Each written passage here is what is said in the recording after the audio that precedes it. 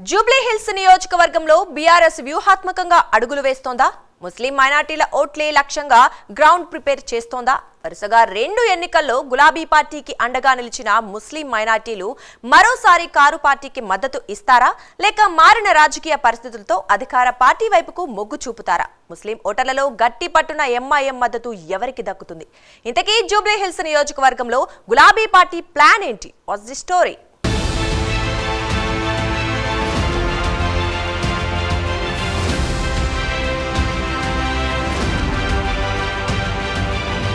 Jubilee Hills assembly ఉప ఎన్నికలపై BRS focus పెట్టింది. ఇప్పటికే పార్టీ పరంగా అన్ని డివిజన్లకు ఇన్ఛార్జీలను నియమించింది. ఇక గులాబీ పార్టీకి సిట్టింగ్ స్థానంగా ఉన్న జూబ్లీహిల్స్ నియోజకవర్గాన్ని నిలబెట్టుకునేందుకు గులాబీ పార్టీ పావులు కదుపుతోంది. జూబ్లీహిల్స్ అసెంబ్లీకి కేంద్ర ఎన్నికల సంఘం ఎప్పుడైనా స్కెడ్యూల్ రిలీజ్ చేసే అవకాశం ఉంది. దీంతో గత 2 ఎన్నికల్లో తమ పార్టీకి మద్దతు ఇచ్చిన ముస్లిం మైనార్టీల ఓట్లను మరోసారి తమ ఖాతాలో వేసుకునేందుకు యాక్షన్ ప్లాన్ రెడీ చేస్తోంది.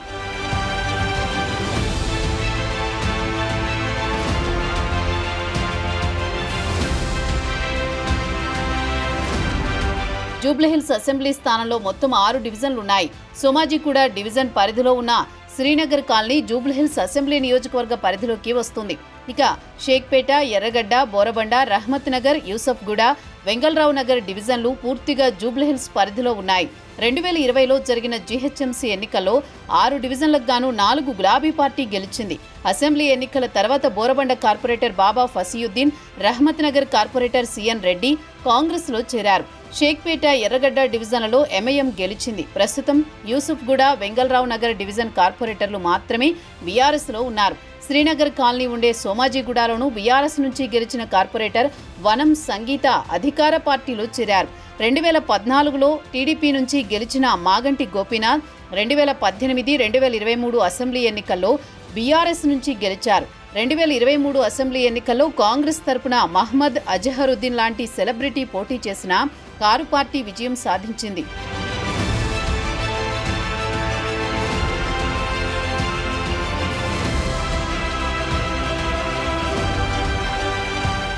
జూబ్లీహిల్స్ నియోజకవర్గంలో ముస్లిం మైనార్టీల ఓట్లు ఇప్పుడు కీలకంగా మారాయి. దాదాపు 1,10,000 వరకు ముస్లిం మైనార్టీ ఓట్లుంటాయి. 2018, 2023లో జరిగిన అసెంబ్లీ ఎన్నికల్లో ముస్లిం ఓట్లు మెజారిటీ గులాబీ పార్టీ ఖాతాలో పడ్డాయి.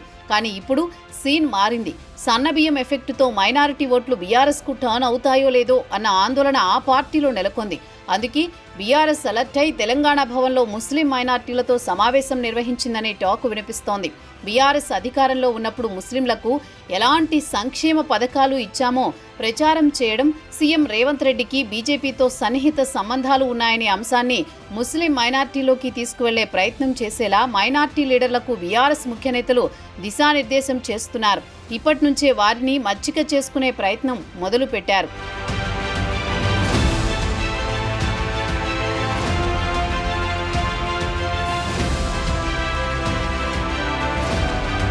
జూబ్లీహిల్స్ నియోజకవర్గ ఉప ఎన్నికల్లో ఎంఐఎం పార్టీ కీలకంగా మారింది. ప్రస్తుతం అధికార కాంగ్రెస్ పార్టీతో ఎంఐఎం సన్నిహితంగా ఉంటూ వస్తోంది.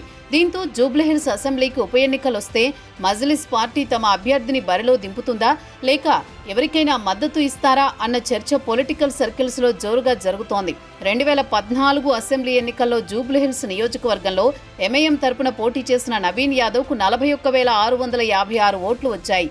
ఆ ఎన్నికల్లో నవీన్ యాదవ్ 2వ స్థానంలో నిలిచారు. ఇక బీఆర్ఎస్ పార్టీతో ఒప్పందంలో భాగంగా 2018 ఎన్నికల్లో మజ్లిస్ పోటీ చేయలేదు. 2013లో జరిగిన అసెంబ్లీ ఎన్నికల్లో ఎంఐఎం నామమాత్రంగా పోటీ చేసి 7,848 ఓట్లు తెచ్చుకుంది. దీంతో ఇప్పుడు మజ్లిస్ తమ అభ్యర్థిని పోటీలోకి దింపుతుందా, లేక అధికార పార్టీకి మద్దతు ఇస్తుందా అనే దానిపైనే సస్పెన్స్ నెలకొంది.